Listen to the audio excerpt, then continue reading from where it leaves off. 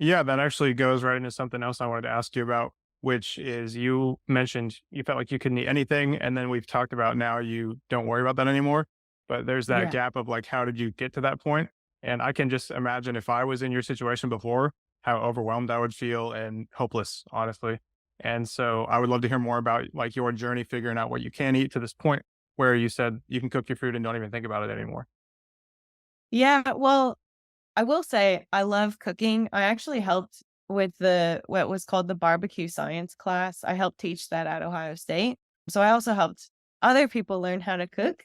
And it was really cool to see people who didn't have a cooking background basically go from not knowing what a grill was in some cases to being able to cook these incredible meals with basically with ease and not a lot of time. And I think for me, the biggest hurdle was more learning what I could eat. And in some of my classes, it became pretty obvious like, oh, it's basically natural foods like animal proteins I can have and fruits and vegetables I can have. Now, when I say that, I think a lot of people, and I had this mindset as well. I was like, that sounds boring. Where's like the fun stuff, basically? So I think one of the biggest challenges people have to overcome is thinking that healthy food and nutritional food is bland and boring because it's definitely not if you know what to do. And that kind of comes back to like with the barbecue science class and really every other cooking class that I've helped teach and things like that. But also for my own sake, I as a scientist love experimenting and that comes to the kitchen as well. And when I figured out like, oh, basically this is just, a science experiment in a very weird way. Let's see what happens. And I would just start experimenting with different flavors, different cooking methods.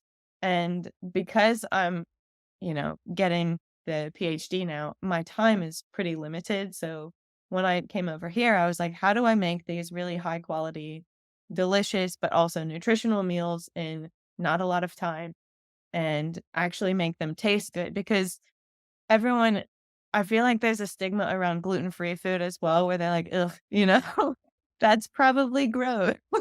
But I made just over the weekend, I made pulled pork nachos, and they were amazing, and I cooked them for a couple of people, and they were like, "This is like restaurant quality food," which is, that's a nice compliment for me, but that's kind of the level of cooking that I'm at now because of everything that I know, and part of my PhD is actually understanding how the texture and different properties of food change during the cooking process. So it's really fun for me to be able to take all of my research and then just bring it home and make really high quality meals.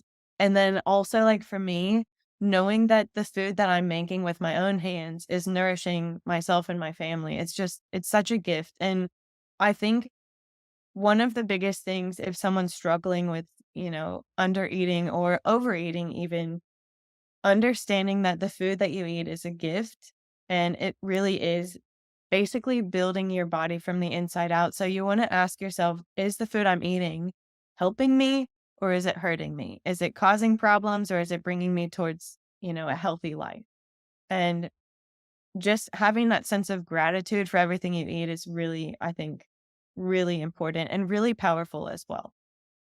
I love that. I try to tell people too, gratitude for your body because it carries you through life. And especially if you're under eating, that's not an easy task. Yes. Even if you're eating, even if you're eating enough, it's still a hard task. So Yeah. funny that you talk about your PhD because I nerd out over like I got a sous vide, so I've been like reading Oh, all no. about like I've been reading all about meat and like time temperature tables and I don't know, reading super long blog posts on it. It's super fun. But Just ask me, I'll tell you. well, I didn't even realize the like USDA the time temperature tables for chicken because I was looking at these sous vide recipes for chicken breasts and people were cooking their chicken breasts like 150 degrees and I was like, this is not right. But then it's like 150 degrees. yeah, like the USDA's time temperature table for what is it, pasteurization. So like if you hold it at 153 or something for like 3 hours, it still Yeah, kills if you this. have the Yeah, time component, yeah. right. But And the sous typically, vide, like, yeah. For a food safety point, typically chicken is cooked to 165 degrees internal temperature, but look, you do what you want. No, no. She God, now you're gonna think that yeah, I'm gonna get food poisoning, but no, it has to do with, like, the sous vide, so, well, slow cooking it, I don't know. I cook it warmer than that, but the recipes were actually it was yeah, I was taken aback, but Yes. from I think correct me if I'm wrong, but on your Instagram too, you have a lot of free recipe guides, right? If I remember?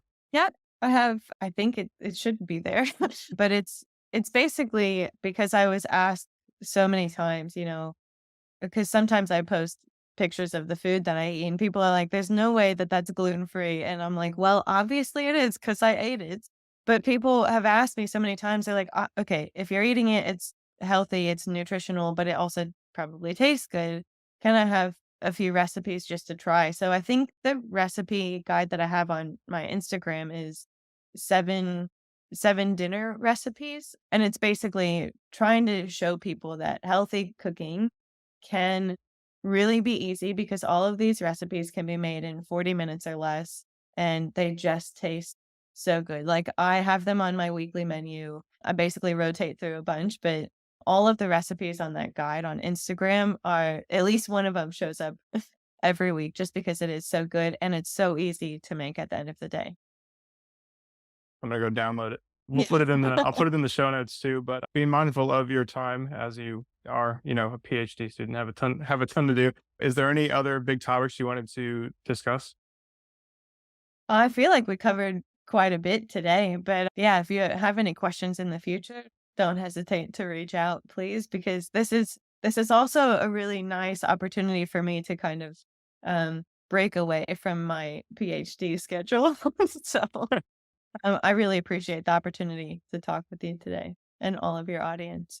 Yeah, it's fun. I'm a nerd, so I'm interested, and you're from Ohio, and you understand rural America like 4-H FFA, Yes. so it's good. So if Yeah. anybody wants to find out more, I mentioned your Instagram. We'll link it down in the show notes. But where can people find you? So I'm on Instagram mainly, and then I also have a website. It's called lamasterfit.com. It's just my last name, fit.com. And then I'm just gonna check because I don't actually remember my Instagram handle, but it's Michelle_lamasterfit for Instagram. I have a Facebook page, but I think I'm more active on Instagram and the blog posts and emails. So if that's where anyone wants to find me, come over and talk to me. I'm happy to have a chat. Good deal. Well, it was good to talk to you. I will let you get on with your week, and I will get ready for bed to start my week Yeah. tomorrow.